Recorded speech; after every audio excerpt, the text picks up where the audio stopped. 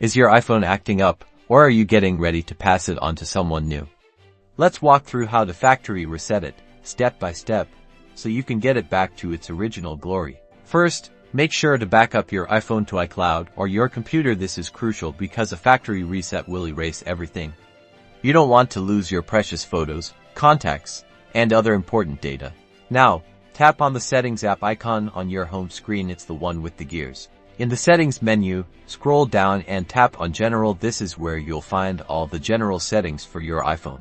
Scroll down to the very bottom of the General menu. You'll see an option called Transfer or Reset iPhone. Tap on that.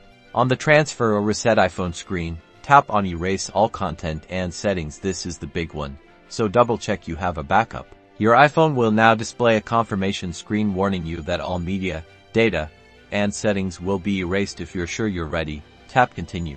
You'll be prompted to enter your Apple ID password. This is a security measure to prevent unauthorized resets. Type in your password and tap Erase. Your iPhone will now begin the reset process. This might take a few minutes, so be patient. You'll see the Apple logo and a progress bar on the screen. Once the reset is complete, your iPhone will restart and display the hello screen. This means your iPhone has been successfully factory reset and is ready to be set up as a new device or passed on to its new owner. Now you are all set.